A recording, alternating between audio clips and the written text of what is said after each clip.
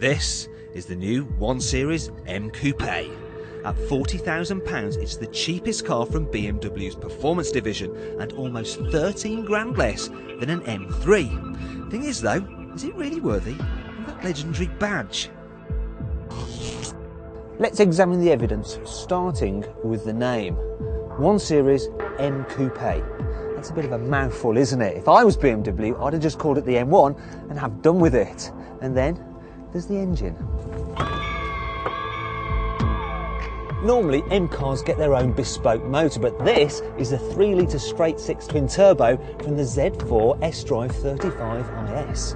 Don't worry though, M's engineers have fettled it. Power is up to 335 bhp, while there's now more torque than you get from the M3's V8. And with 450 Nm available from just 1500 RPM, it's all too easy to do this.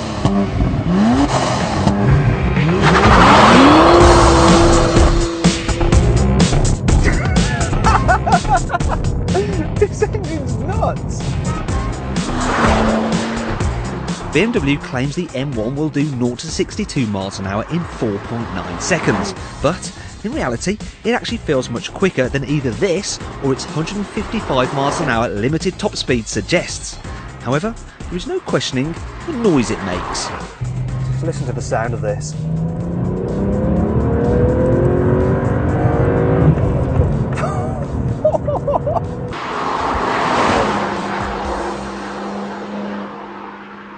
So then this 1 Series has M-car performance, but does it have M-car looks? Bazooka exhausts? Tick. Extra bits of identifying trim? Tick. Muscular wheel arches? Big rims? And a look that suggests you might just be about to get your head kicked in? Tick.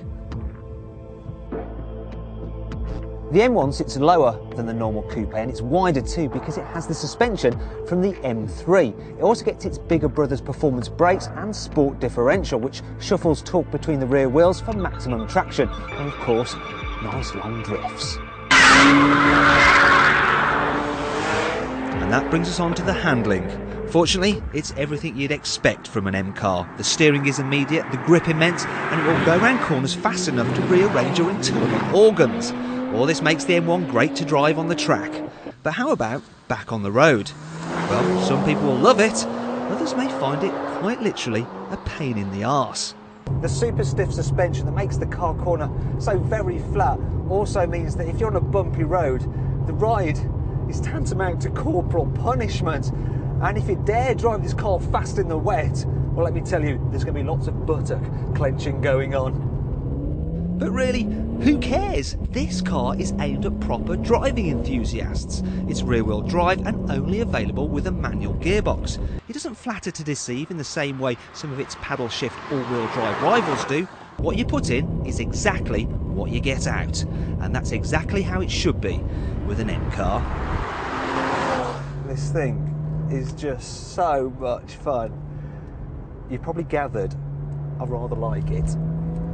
But what you're probably wondering is whether I'd rather have the M1 to its arch nemesis, the RS3. Well, I have no doubt that I'll probably be faster in the Audi, but this is the one I'd rather own. It's just so much fun.